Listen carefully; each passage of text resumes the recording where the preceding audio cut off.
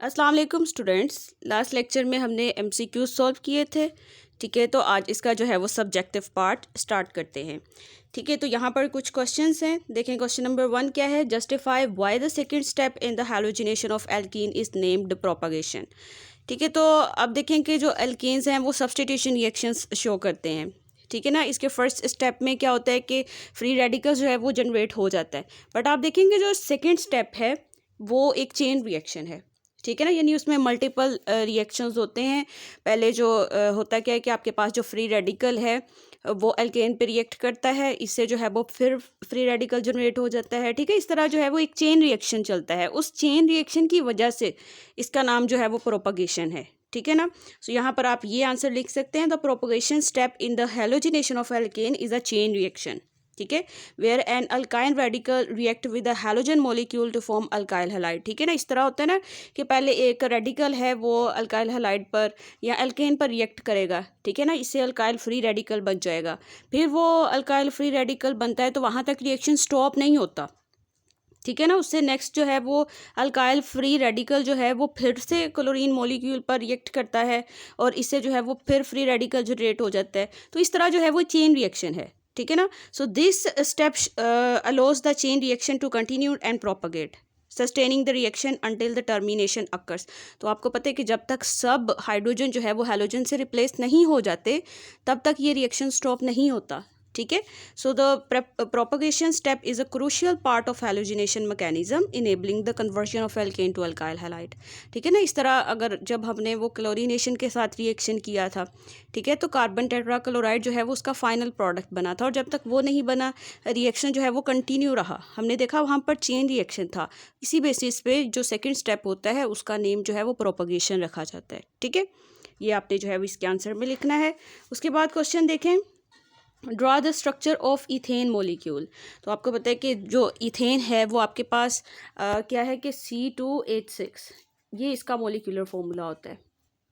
ठीक है, तो इसका स्ट्रक्चर आप किस तरह ड्रा कर सकते हैं? यानी यहाँ पर कार्बन और कार्बन का रहता है सिंगल बॉन्ड और बाकी जो वैलेंसीज हैं वो हाइड्रोजन से सेटिस्फाई होती हैं। ठीक है, और यहाँ पर क्योंकि इथेन है तो ये आपके पास जो है वो सैचुरेटेड मॉलिक्यूल है, यानी यहाँ पर सब बॉन्ड जो है वो सिंगल बॉन्ड रहेंगे। ठीक है, और यहाँ पर अगर आप हाइब्रिडाइजेशन की बात करें तो sp3 हाइब्रिडाइजेशन रहती है। ठीक है ना, 1s और 3p ऑर्बिटल कंबाइन करते हैं और इनसे जो है ये 4 हाइब्रिड ऑर्बिटल बन जाते हैं। ठीक है ना, तो ये 4 हाइब्रिड ऑर्बिटल जो हैं वो हाइड्रोजन के s ऑर्बिटल से कंबाइन करते हैं। ठीक है, तो इससे जो है वो सारे सिग्मा बॉन्ड बन जाते हैं हाइड्रोजन के साथ। बाकी यहाँ पर कार्बन और कार्बन का जो ऑर्बिटल होता है हाइब्रिड ऑर्बिटल, वो दोनों ओवरलैप करके यहाँ पर भी सिग्मा बॉन्ड बनाते हैं। ठीक है, तो इस तरह ओवरऑल जो है वो इथेन मॉलिक्यूल का स्ट्रक्चर रहता है। ठीक है, तो थर्ड क्वेश्चन देखें, draw stereo chemical formula of propene. तो आपको पता है कि स्टीरियो केमिकल फॉर्मूला में हम स्पेशल अरेंजमेंट दिखाते हैं एटम्स की या फिर मॉलिक्यूल्स की या फिर डिफरेंट ग्रुप्स की। ठीक है, तो हमें जो है वो प्रोपीन के लिए बनाना है। सो आप देखें कि यहाँ पर ये देखें आपके ये आपके पास जो है वो स्टीरियो केमिकल फॉर्मूला है प्रोपीन के लिए। ठीक है, तो इस तरह जो है वो आपके पास कार्बन और कार्बन का डबल बॉन्ड रहता है और यहाँ पर हम अरेंजमेंट जो है वो स्पेस में दिखाते हैं कि एटम्स जो हैं वो किस तरह अरेंज हैं। ठीक है ना, सो यहाँ पर ये आपके पास जो है वो प्रोपीन के लिए स्टीरियो केमिकल फॉर्मूला रहेगा। ठीक है ना, इस तरह भी आप इसको शो करते हैं।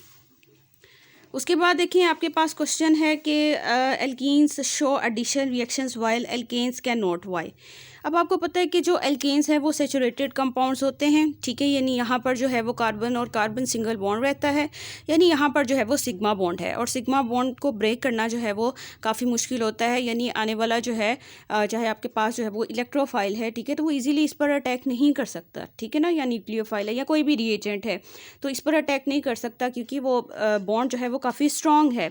जबकि आप एल्कीन्स की बात करें तो वहाँ पर कार्बन और कार्बन जो है वो डबल बॉन्ड रहता है। ठीक है ना, कार्बन और कार्बन का डबल बॉन्ड रहता है जिसमें से एक बॉन्ड जो है वो सिग्मा बॉन्ड है और जो सेकंड बॉन्ड है वो पाई बॉन्ड है। ठीक है ना, और पाई बॉन्ड में क्या होता है कि जो पाई इलेक्ट्रॉन्स हैं वो इजीली अवेलेबल होते हैं। ठीक है, यानी जो कोई भी आपके पास इलेक्ट्रोफाइल है अगर वो इन पर अटैक करता है तो इजीली अटैक हो जाएगा। ठीक है ना, एडिशन रिएक्शन यहाँ पर हो जाएगा क्योंकि यहाँ पर पाई बॉन्ड मौजूद है जो इजीली ब्रेक हो सकता है। ठीक है, उसके बाद देखें halogen is a non polar molecule, how can it act as a electrophile in halogenation of alkenes. तो या इस पर भी जो है वो कंप्लीट वीडियो बनी हुई है, आप वो जाकर देख सकते हैं। बाकी ये कि देखें रीज़न जो है वो यही रहेगी, क्योंकि यहाँ पर कार्बन और कार्बन का डबल बॉन्ड है, ठीक है। और यहाँ पर अगर कोई आपके पास हैलोजन मॉलिक्यूल है भी, तो देखिए कि यहाँ पर क्या होता है कि आपके पास जो है वो पाई इलेक्ट्रॉन्स यहाँ पर मौजूद हैं, ठीक है ना। तो ये पाई इलेक्ट्रॉन्स जैसे ही इस ब्रोमीन मॉलिक्यूल के पास आते हैं तो इस पर जो है वो पार्शियल पॉजिटिव और नेगेटिव चार्जेस जनरेट हो जाते हैं, क्योंकि ये देखें आप, अगर आपके पास जो है ये ब्रोमीन है और इसने जो है वो ब्रोमीन के साथ ही बॉन्ड बनाया हुआ है, तो यहाँ पर क्या है कि इलेक्ट्रॉन पेयर इक्वली शेयर है, यहाँ पर पॉजिटिव और नेगेटिव चार्जेस नहीं बन सकते थे।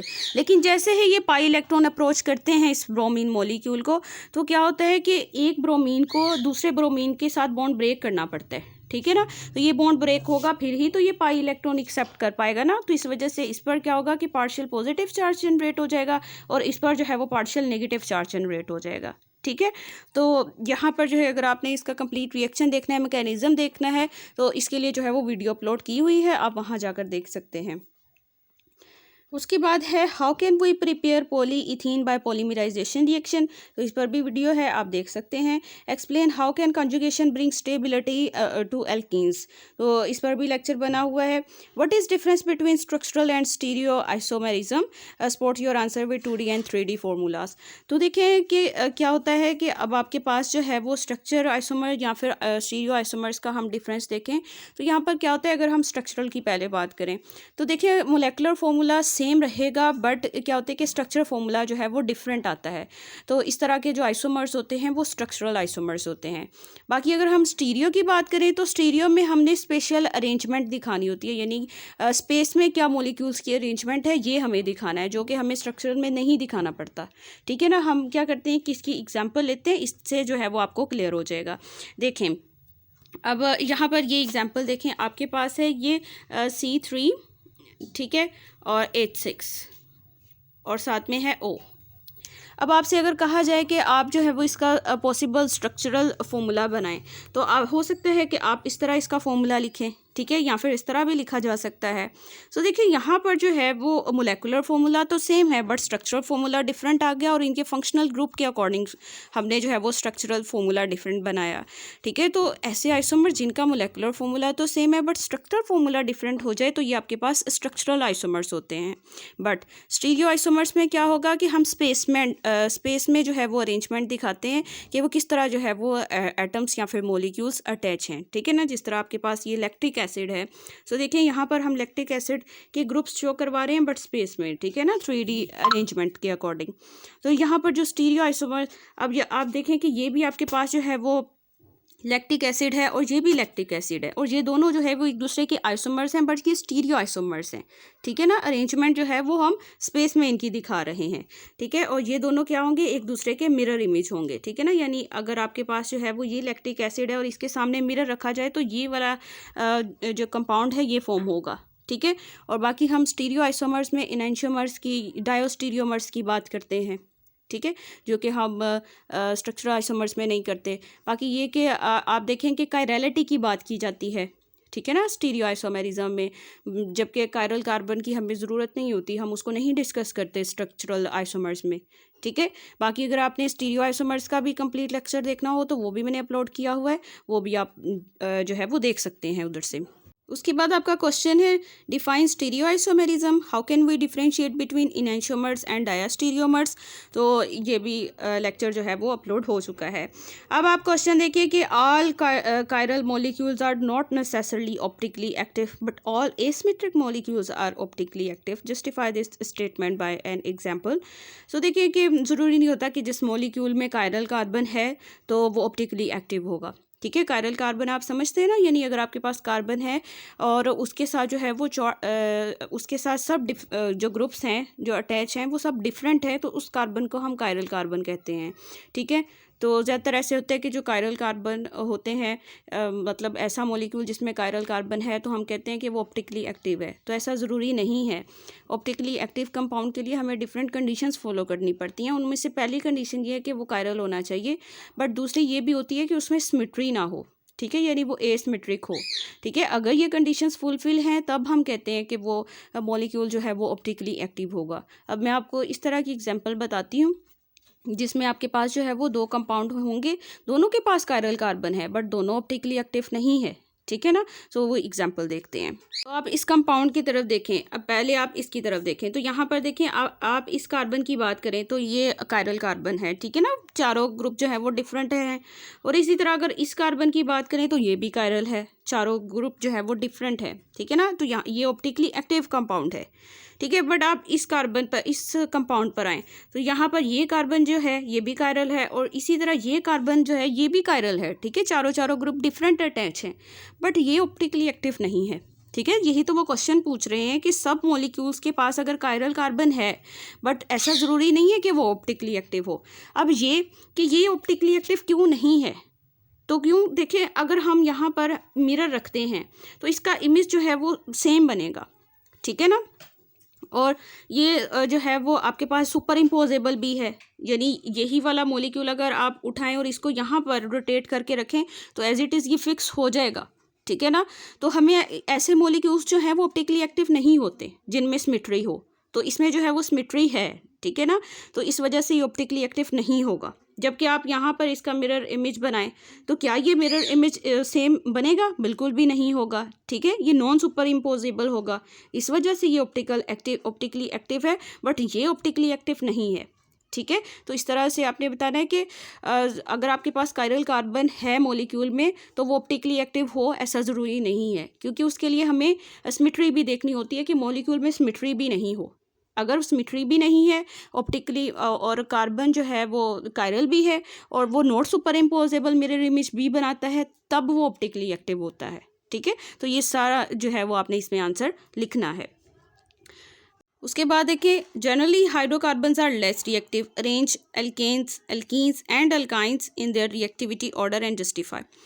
अच्छा, देखें कि आपके पास जो है वो सबसे पहले तो एल्केन की अगर हम बात करें तो हम कहते हैं कि एल्केन्स जो है वो लीस्ट रिएक्टिव है। क्यों? क्योंकि वहाँ पर जो है वो सिग्मा बॉन्ड मौजूद है। ठीक है ना, बाकी हम एल्कीन्स की और अल्काइंस की रिएक्टिविटी की बात करें तो दोनों ही रिएक्ट करते हैं। ठीक है ना, दोनों के पास जो है वो पाई बॉन्ड है जो कि वीक बॉन्ड है और इजीली रिएक्शन जो है वो हो सकता है, बट हमें इनका रिएक्टिविटी ऑर्डर बताना है कि सबसे ज़्यादा रिएक्टिव कौन होंगे और उसके बाद और फिर उसके बाद। ठीक है ना, तो आपने जो है वो इस तरह लिखना है कि आपके पास जो एल्कीन्स होती हैं ये सबसे ज़्यादा रिएक्टिव होती हैं। ठीक है ना, एल्कीन्स ये सबसे ज़्यादा रिएक्टिव होती हैं, उसके बाद होते हैं अल्काइंस। ठीक है, ये एक्टिविटी ऑर्डर में लिख रही हूँ। ठीक है, और उसके बाद आपके पास आ जाते हैं एल्केन्स। ठीक है, ये आपके पास जो है वो इनका रिएक्टिविटी ऑर्डर रहता है। ठीक है, तो ये आपके पास जो है वो इनका रिएक्टिविटी ऑर्डर रहेगा, बट हमें जस्टिफाई करना है किस तरह क्यों है कि क्यों एल्कीन्स जो है वो ज़्यादा रिएक्टिव होते हैं एज़ कम्पेयर टू अल्काइंस। ठीक है, अल्केन्स का तो आपको पता होगा कि क्योंकि अल्केन्स में जो है वो सिग्मा बॉन्ड होता है। ठीक है, सिग्मा बॉन्ड जो है वो स्ट्रॉन्ग बॉन्ड है, उसको ब्रेक करने के लिए बहुत एनर्जी चाहिए, इस वजह से जो है वो एल्केन्स जो है वो लीस्ट रिएक्टिव है, इसी वजह से इनको पैराफिन्स भी बोला जाता है। ठीक है, लेकिन अब बात ये है कि एल्कीन्स जो है वो रिएक्टिव क्यों होते हैं एज़ कम्पेयर टू अल्काइंस, तो इसके लिए जो है मैं आंसर को एक्सप्लेन करती हूँ।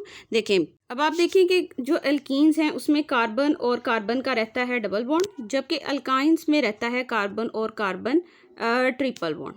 ठीक है, तो अब आप देखें कि जो अगर हम बात करें कि इनके एस करैक्टर की, तो इनका एस करैक्टर जो है वो आपके पास होता है 33%। ठीक है, जबकि अल्काइंस में होता है 50%। ठीक है ना, तो जितना एस करैक्टर ज़्यादा है उतनी ही रिएक्टिविटी कम होगी। ठीक है, ये आपने याद रखना है। और दूसरा ये कि अब आप देखें कि यहाँ पर जो हाइब्रिडाइजेशन है उसके अकॉर्डिंग हमने बता दिया कि इसमें जो है वो 33 एस करैक्टर है और 50% जो है वो इनमें एस करैक्टर है। बाकी नंबर ऑफ़ बॉन्ड्स पे भी डिपेंड करता है कि रिएक्टिविटी कैसी होगी। ठीक है, अब आप देखें कि जो एल्कीन्स हैं उसमें नंबर ऑफ़ बॉन्ड्स 2 हैं। ठीक है ना, उनको आपने ब्रेक करना है फिर जाके रिएक्शन होगा, जबकि अल्काइंस में 3 बॉन्ड ब्रेक करने होंगे। ठीक है ना, तो इस हिसाब से जो रिएक्टिविटी है वो एल्कीन्स की ज़्यादा होगी।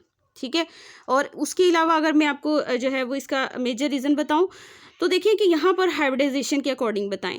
तो अब आप देखें कि अगर आपके पास जो है ये कार्बन है, ठीक है ना, तो यहाँ पर जो है वो 2 हाइब्रिड इस तरह ऑर्बिटल बने होंगे ना, 2 हाइब्रिड ऑर्बिटल इस तरह, और यहाँ पर जो है वो 2 अनहाइब्रिड ऑर्बिटल इस तरह होते हैं।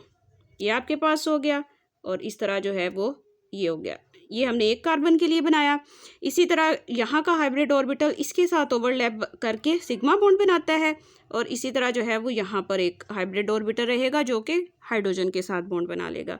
यहाँ पर भी 2 अनहाइब्रिड ऑर्बिटल रहेंगे इस कार्बन पे। ये आपके पास अनहाइब्रिड ऑर्बिटल ये हो गया, और इसी तरह ये, ठीक है ना। अब आपको पता है कि अनहाइब्रिड ऑर्बिटल्स जो है इनकी साइड वे ओवरलैपिंग से पाई बॉन्ड जो है वो बनता है, ठीक है ना। तो यहाँ पर देखें कि ये इसके साथ ओवरलैप करेगा तो यहाँ पर पाई बॉन्ड बन जाएगा, ठीक है ना। और इधर से जो है ये इसके साथ, इसी तरह ये वाला जो है वो इसके साथ ओवरलैप करेगा और यहाँ से भी ओवरलैपिंग हो जाएगी। तो क्या होता है कि अल्काइंस में ओवरलैपिंग इस तरह होती है कि ये सब जो है ये जो अनहाइब्रिड ऑर्बिटल्स हैं ये मर्ज हो जाते हैं, ठीक है ना। तो यहाँ पर जो इलेक्ट्रॉन डेंसिटी है वो स्प्रेड हो जाती है। तो आने वाला अब जब इलेक्ट्रोफाइल जो है वो इन पर अटैक करेगा तो उसके लिए इलेक्ट्रॉन्स जो है वो इजीली अवेलेबल नहीं होंगे, ठीक है ना। तो इस वजह से भी जो अल्काइंस होते हैं उनकी रिएक्टिविटी कम होती है एज़ कम्पेयर टू एल्कीन्स, ठीक है। इस क्लाउड की वजह से, ये जो क्लाउड जो है ना इसकी वजह से जो है वो इनकी रिएक्टिविटी कम हो जाती है, ठीक है ना, स्टेबिलिटी बढ़ जाती है। तो यहाँ तक जो था वो आज का लेक्चर था। इंशाल्लाह बाकी क्वेश्चन जो है वो हम नेक्स्ट लेक्चर में डिस्कस करेंगे। बाकी इनमें से अगर आपका कोई क्वेश्चन है तो वो आप पूछ सकते हैं। चैनल को आपने सब्सक्राइब ज़रूर करना है, ठीक है।